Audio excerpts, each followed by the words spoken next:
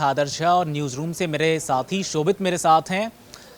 T20 series तो खत्म हो चुकी है और आज से ओडीआई का आगाज हो चुका है और पहला मैच उसमें पहली इनिंग भी पूरी हो चुकी है। इंग्लैंड अपनी बल्लेबाजी पूरी कर चुका है, 258 रन पे पूरी टीम ऑल आउट हो गई है। लेकिन क्या ये 258 रन पर्याप्त है या बहुत कम है? क्या ये आसानी से चेज़ कर लेगी ये जो इंडियन बैटिंग लाइनअप है ओडीआई सीरीज़ में और आज के मुकाबले में? और तमाम बातें हैं इस मैच के अंदर, जैसे कि 968 दिनों के बाद जसप्रीत बुमराह की वापसी इस टीम में हुई है। जसप्रीत बुमराह आज मैदान पर खेलते हुए नजर आए हैं और इस मैच में वापसी के साथ साथ एक ही विकेट लेने के साथ उन्होंने एक नया कीर्तिमान भी हासिल कर लिया है, स्थापित कर दिया है। उसके बारे में भी बातचीत होगी। इसके अलावा इस मैच में क्या कुछ खास रहा है और दूसरी इनिंग में जब भारतीय बल्लेबाज बैटिंग करने आएंगे तो उनके लिए क्या कुछ मुश्किलें होंगी, इस पर बातचीत होगी। तो सीधा रुख करते हैं शोभित का। शोभित, सबसे पहले तो बात बुमराह की करूंगा।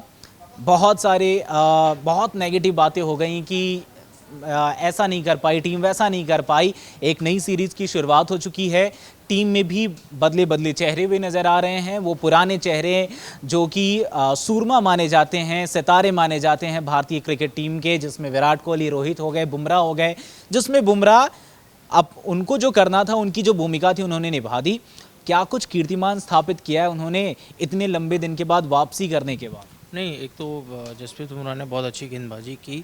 शुरुआत में भी वो दबाव बनाने की कोशिश कर रहे थे, लेकिन इंग्लैंड की जो सलामी जोड़ी थी उन्होंने बहुत अच्छा गेम दिखाया और पहली विकेट के लिए 61 रन जोड़े। यहाँ से लग रहा था कि नहीं, आज एक बड़ा स्कोर देखने को मिलेगा। भारतीय गेंदबाज संघर्ष करते नज़र आ रहे थे पहले 10 ओवर में, आप देखो तो। लेकिन जैसे ही कुन्नूर बराड़ ने पहला विकेट लिया और बैथल और की साझेदारी उनके संग टूटी डकेट के साथ, तब उसके बाद से ही मैच का जो रुख मुड़ना शुरू हुआ। पहले 2 विकेट बराड़ ने लिए, उसके बाद बुमराह आया, बुमराह ने हैरी ब्रूक को चलता किया। यहीं से टर्निंग पॉइंट हो गया कि आप देखो 61 पर 0, मतलब 61 पर 1, 61 रन की साझेदारी हुई, 61 पर 1 और फिर 80 पर 5। तो भारतीय टीम ने वापसी की। इस वापसी में भले ही आपको लग रहा होगा कि बुमराह ने 1 विकेट लिए, लेकिन जिस कीर्तिमान की आप बात करें वो ये है कि एक तो उन्होंने 150 ओडीआई विकेट अपने नाम कर लिए हैं। दूसरा, इंग्लैंड में वनडे में भारत के सबसे सफल गेंदबाज बन गए हैं। अब तक वो 30 प्लस विकेट ले चुके हैं, 32 विकेट उनके नाम हो चुके हैं और इस मामले में उन्होंने जडेजा को पीछे छोड़ा है, जो उन्होंने अभी तक 31 विकेट ही लिए थे। तो आप ये बताता है कि बुमराह आपके लिए कितने ज़रूरी हैं। आप ये मत देखिए कि उन्होंने सिर्फ 1 विकेट लिया, लेकिन उन्होंने ऐसे समय पर बरार का साथ दिया जब इंग्लैंड टीम को दबाव में लाने की बहुत ज़्यादा ज़रूरत थी। ओपनिंग जोड़ी के बाद उन्होंने कप्तान को नहीं टिकने दिया, उसके बाद टीम ने लाइन से 2 विकेट और 3 विकेट और गंवा दिए। मैं तो कहूँगा और चीज़ थी ना कि इसमें जब शुरुआत में बेथल और डकेट बैटिंग कर रहे थे तो उस टाइम पे भी बहुत ही आसानी से उनको रन नहीं लेने दिया जा रहा था। खासकर अगर बात करूं तो बुमराह के ओवर में बेथल जिस तरीके से सहमे हुए नज़र आ रहे थे, वो रन एंड बॉल भी नहीं खेल रहे थे। बॉल और रन का अगर मार्जिन देखें तो काफ़ी ज़्यादा नज़र आ रहा था। तो वो एक दबाव बनाना, वो प्रेशर बनाना, उसमें कहीं ना कहीं बुमराह कामयाब रहे। बुमराह शुरुआत से ही दबाव बना रहे थे। आपने देखा होगा कि दोनों सलामी जोड़ी ज़्यादा हाथ नहीं खोल पा रही थी, लेकिन जैसे ही दूसरे हैंड पे बुमराह की जगह कोई और आ रहा था, वो अपना नेट रन रेट सही करने की कोशिश कर रहे थे। इसी चक्कर में आप देखो तो पहले जो पावर प्ले था, 10 ओवर थे, 10 ओवर दोनों बल्लेबाजों ने सूझबूझ से बल्लेबाजी की और करीब 6 का नेट रन रेट रखते हुए स्कोर 60 के पहुंचा दिया था। अच्छा खासा पहुंचा दिया था उन्होंने स्कोर, और लग रहा था कि अब यहाँ से इंग्लैंड एक बड़ा स्कोर बनाएगी। लेकिन कुन्नूर बराड़ ने टीम को ब्रेक थ्रू दिलवाया, 2 विकेट लिए उन्होंने। ना सिर्फ बैतल, उन्होंने दोनों सलामी जोड़ी को वापस भेजा, डकेट को भी बाद में वापस भेजा। तो इसके बाद आते हैं ब्रुक क्या कर सकते हैं वो हमने T20 सीरीज़ में भी देखा है। तो बुमराह ने उन्हें आउट करने में ज़्यादा देर नहीं लगाई। बैटिंग हमने उनके बुमराह की बॉलिंग की बात कर ली, लेकिन हमें उनकी फील्डिंग की भी बात करनी होगी। उन्होंने बाउंड्री पे जो शानदार कैच पकड़ा, सभी ताज्जुब कर रहे थे कि क्योंकि बुमराह की फिटनेस को लेकर लगातार बातें होती हैं, उनको वर्कलोड को लेकर बात होती है, उसके बावजूद आदमी और बाउंड्री पे उन्होंने बहुत शानदार कैच पकड़ा। वो देखने लायक कैच था। यहाँ से मैच का रुख मुड़ा, लेकिन वही है कि 50 ओवर का प्रारूप है।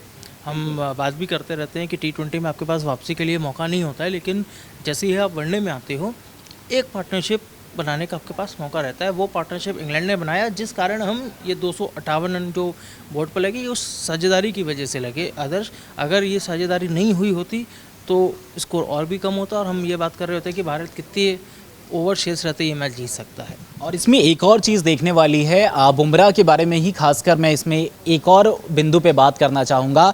9 ओवर कुल उन्होंने डाले हैं इस मैच के अंदर, केवल 31 रन उन्होंने दिया है, 3.5 से भी कम की इकॉनमी रही है उनकी। तो अगर आपका लीड बॉलर जो आपकी बॉलिंग की कमान को संभाला हुआ है वो अगर आपको इस तरीके से किफ़ायती बॉलिंग करके देता है और शुरुआत में दबाव बनाने में सफल होता है तो उसका जो परिणाम है वो हमें ओवरऑल देखने को मिलता है। और यही कारण माना जा सकता है कि इंग्लैंड की टीम जो है वो पूरे के पूरे 50 ओवर भी नहीं खेल पाई। बिल्कुल यही बात है, क्योंकि देखिए जब पहले आपके बॉलरों ने मतलब गुरनूर बरार, प्रसिद्ध कृष्णा और बुमराह ने टीम के 5 विकेट गिरवा के मतलब दबाव बनाया। उसके बाद जब ये साझेदारी पनपी तो पिछले के जो 4 विकेट हैं वो अक्षर पटेल ने अपने नाम कर लिए। वहाँ अक्षर पटेल ने भूमिका निभाई और इंग्लैंड को 50 ओवर पूरे नहीं खेलने दिए, क्योंकि रूट वहाँ टिके हुए थे। अगर रूट टिके रहते और करीब करीब 2 ओवर का गेम और बचा था तो 12 बॉल पे वो और 10-15 रन या 20 रन जोड़ सकते थे, तो आपके लिए टफ होता। अब आपके क्या, आप एट पार स्कोर पर हो, आपको भी एक साझेदारी बिल्ड करनी है और इस मैच को अपने नाम करना है। अगर भारतीय टीम ये मैच अपने नाम कर लेती है तो उसका आत्मविश्वास बढ़ेगा, क्योंकि हाल ही में टीम को T20 सीरीज़ में जिस तरह से हार का सामना करना पड़ा है उसके बाद ये सीरीज़ भारत के आत्मविश्वास को दोबारा हासिल करने के लिए बहुत ज़रूरी है। और आपके पास रोहित भी हैं, आपके पास कोहली भी हैं, आपको अनुभव की कोई कमी नहीं है, आपके बैटर्स बहुत लंबी लिस्ट है। तो मुझे नहीं लगता कि यहाँ कोई दिक्कत होनी चाहिए, क्योंकि इंग्लैंड ने भी बल्लेबाजी ही चुनी थी।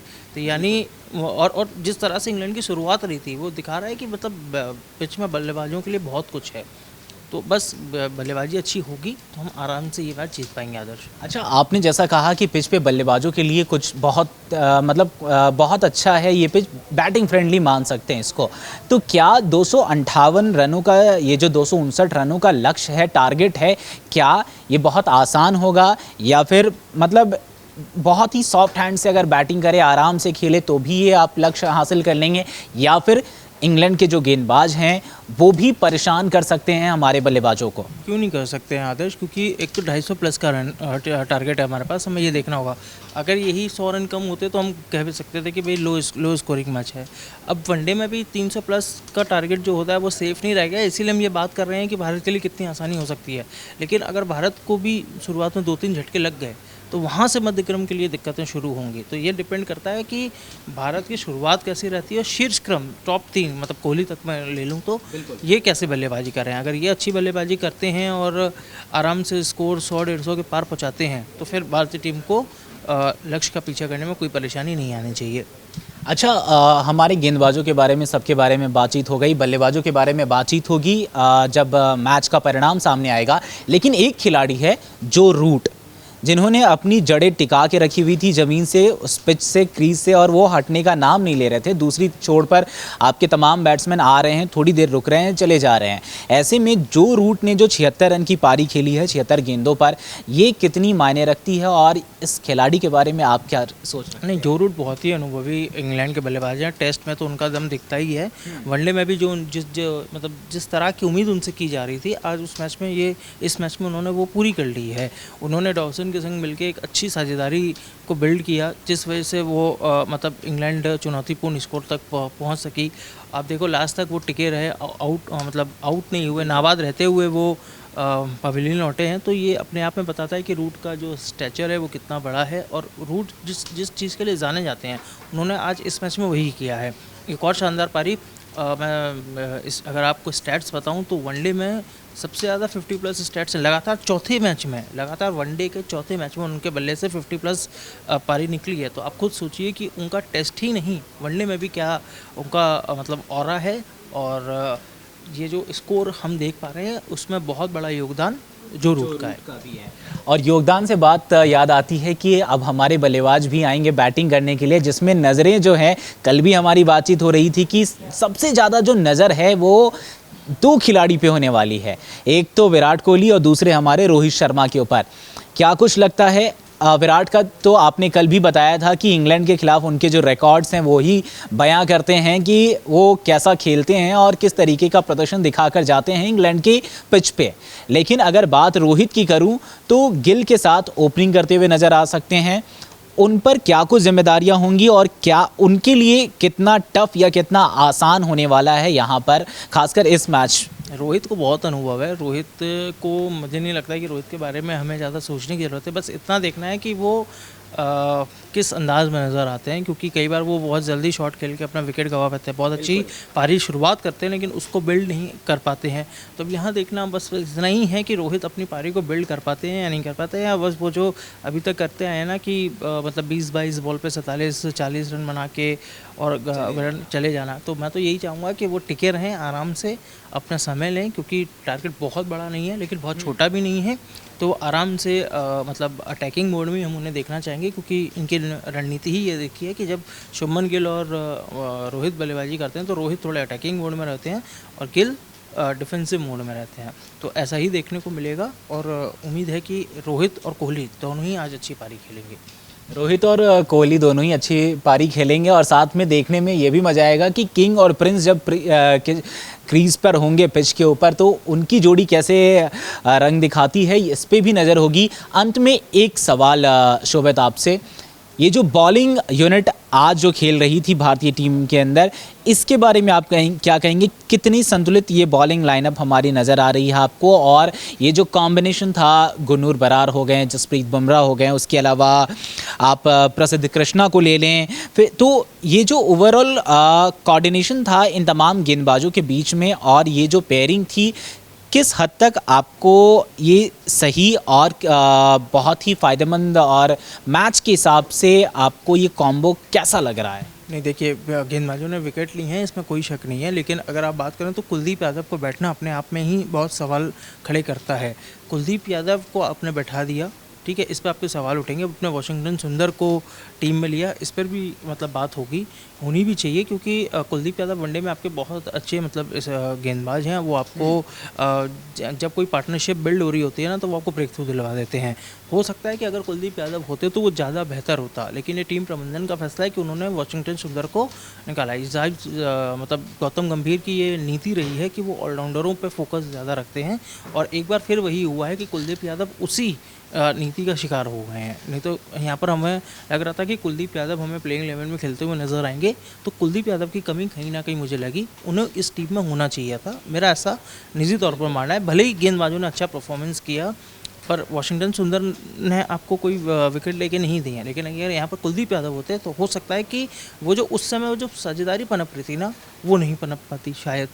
तो कुलदीप यादव जैसे गेंदबाज की ज़रूरत है, और ये टीम प्रबंधन को भी समझना होगा। हो सकता है कि आने वाले दिनों में हमें वो खेलते हुए भी मिल जाए, लेकिन इस मैच में अगर आप मुझसे गेंदबाजी की बात कर रहे हैं तो और कोई फॉल्ट मुझे नहीं लगा। आज प्रसिद्ध कृष्णा भी उतने नहीं मतलब महंगे साबित हुए जितने वो, हाँ बिल्कुल, इतने महंगे साबित नहीं हुए जितना वो होते हैं। तो अच्छी बात है कि गेंदबाजों ने अच्छा किया, लेकिन कुलदीप यादव प्लेइंग 11 में आने के पूरे डिजर्व करते हैं किसी भी पिच पर। तो किसी भी पिच पर, और लेकिन किसकी जगह पे? वाशिंगटन सुंदर या फिर अक्षर पटेल? अक्षर पटेल तो आपने ऑलरेडी ऑलराउंडर बना ही दिया है। मैंने कहा ना, वो ऑलराउंडर को आगे लाने का जो कल्चर बनाने की प्रक्रिया में कौन है? वाशिंगटन सुंदर, उनको ही लिया है कुलदीप बैठ कोशिश हो रही है। बिल्कुल उनको अब तो हम लगातार बात कर रहे हैं आदर्श, वाशिंगटन सुंदर की ही जगह आज मतलब कुलदीप यादव बैठे हुए हैं। अगर टीम प्रबंधन चाहता तो कुलदीप को आराम से इस मैच में मौका दे सकता था और वाशिंगटन को बाहर रख सकता था, लेकिन वो जो गंभीर ने ऑलराउंडर वाला कल्चर शुरू किया है, ये उसी की देन है कि इम्पैक्टफुल भी तो नज़र नहीं आ रहे ना वाशिंगटन सुंदर। T20 में भी हमने देखा और आज के मैच में भी बॉलिंग में भी कुछ आपको विकेट लेकर ब्रेक थ्रू तो उन्होंने दिलाया नहीं। यही बात हो रही है, इसी पे ही यही सवाल मैं बार बार खड़े कर रहा हूँ कि अगर आपको वो बॉलिंग में, आप वो IPL में ज़्यादा बॉलिंग भी नहीं करते हैं, ठीक है, तो आप उन्हें एज अ बैटर ही खिला रहे हैं। तो आपके पास अक्षर पटेल ऑलरेडी मौजूद है, शिवम दुबे आपके पास ऑलराउंडर है, आप एक और ऑलराउंडर की कोई ज़रूरत नहीं है। आप एक अपने कलाई के स्पिनर को, जो एक विशेषज्ञ स्पिनर है, आप उसको आराम से उतार सकते थे। यही एक कहीं ना कहीं मेरे को लग रहा है कि एक कमी रह गई है कहीं। बैटिंग में भी तो वाशिंगटन सुंदर के पास में वो शॉट्स नहीं है जो कि एक ऑलराउंडर जो कि छठे या सातवें नंबर पर बैटिंग करने आता है, तो उस टाइम पे जो आपके पास हार्ड हिटिंग वाला बैट्समैन होना चाहिए, वो उन तरीकों का शॉट्स तो इनके पास है नहीं। तो फिर वहाँ पे ये कैसे फिट बैठते हैं? शॉट्स होना नहीं होना एक अलग चीज़ है, और उस समय में चलना एक अलग चीज़ है, ठीक है। आप अब देखो, अब कुछ मौक़ों पे हमने T20 सीरीज़ में देखा कि हर्षित राणा अक्षर पटेल के भी ऊपर आ रहे थे। बिल्कुल। तो आप एक तेज़ गेंदबाज को भी आप ऊपरी क्रम पे खिला रहे हो, तो टीम प्रबंधन की सोच कहीं ना कहीं, वो प्रयोग जो हम बोलते हैं ना कि बार बार एक्सपेरिमेंट कर रहे हैं, तो ये एक्सपेरिमेंट किसी भी दिन आपको भारी पड़ सकता, भारी T20 सीरीज़ में तो पड़ा ही है, ठीक है। क्या पता कि आगे ये जो साझेदारी हुई है वो हमें इस मैच में ही ना भारी पड़ जाए, क्योंकि अगर कुलदीप यादव होते तो वो उस साझेदारी को मतलब रोक सकते थे, शायद वो रोक सकते थे कि एक तरफ से आप अक्षर को लगाते, एक तरफ से आप कुलदीप को लगाते, जैसा कि बहुत लंबे समय तक जडेजा और अश्विन हमारे लिए करते आए हैं।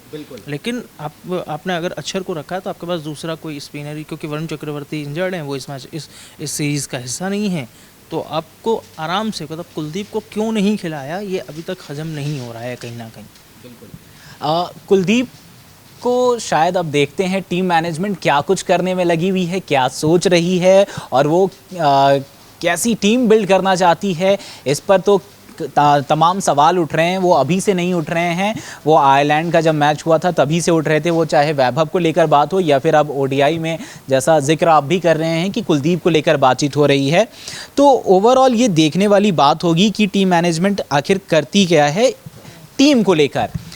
क्या बैटिंग का जो आपको निचला क्रम है वो आपको संतुलित नज़र आता है, वो परफेक्ट मान सकते हैं कि अगर मान लो आपका टॉप ऑर्डर नहीं चलता है, वो चाहे शुभमन गिल हो गए या फिर रोहित शर्मा हो गए, विराट हो गए, वहाँ पे उप कप्तान श्रेयस अय्यर भी अगर फ्लॉप हो जाते हैं, तो क्या आपको कोई ऐसा क्रेडिबल विश्वसनीय बल्लेबाज नज़र आता है जो कि इस टीम की पारी को संभाल सकता है? देखिए, इस मैच में हार्दिक, मतलब इस सीरीज़ में हार्दिक नहीं है, तो उनकी जगह ही कहीं ना कहीं पूरी करने के लिए शिवम दुबे को लाया गया है वनडे सेक्टर में भी। मैं तो कहता हूँ कि उतनी लंबी बारी ना आए, पहले ही मैच खत्म हो जाए। लेकिन जैसा कि आपका सवाल है, तो हमारे पास केएल राहुल हैं। केएल राहुल वो भूमिका हमारे लिए वनडे में निभाते हैं। वो मध्य क्रम में एक मतलब जैसा जो रूट कर रहे हैं ना, वैसे ही उनकी भूमिका वही है भारतीय टीम के लिए, वो आराम से उतरते हैं। उसके बाद अक्षर पटेल हैं, शिवम दुबे हैं, तो ऐसा नहीं है कि हमारे पास बल्लेबाजों की कमी है, लंबी फहरिस्त है। लेकिन कौन कितना किस समय टिक पाता है यही ज़रूरी है। T20 में भी बहुत लंबी टीम थी, 7वें नंबर तक हमारे पास बल्लेबाज थे, लेकिन एक बार जो गिरता था तो फिर वो गिरते ही चले जाते थे। तो टिकना होगा। वनडे में तो वैसे भी आपके पास समय है, और आपने तो खुद इस मैच में खुद देख लिया कि 6 विकेट गिरने के बावजूद इंग्लैंड की वो जोड़ी 7वें विकेट के लिए साझेदारी करके चली गई, शतकीय साझेदारी करके चली गई। तो वही एक साझेदारी की ज़रूरत होगी, चाहे वो पहले हो, चाहे वो बाद में हो, चाहे वो बीच में हो। एक साझेदारी ही आपको ये मैच का कोई भी मैच आपको साझेदारी ही जिता सकती है जब आप चेस कर रहे हो। बिल्कुल, तो अब ये देखने वाली बात होगी कि जब टीम इंडिया चेज़ करने के लिए आती है, ये 259 रनों का जो लक्ष्य है, वहाँ पर कौन सी साझेदारी बनती हुई नजर आएगी। क्या वो शुभमन गिल और रोहित शर्मा के बीच होगी, या फिर रोहित शर्मा विराट होंगे, या फिर गिल, या फिर विराट, या फिर इसके अलावा कोई अन्य जोड़ी सामने निकल कर आती है।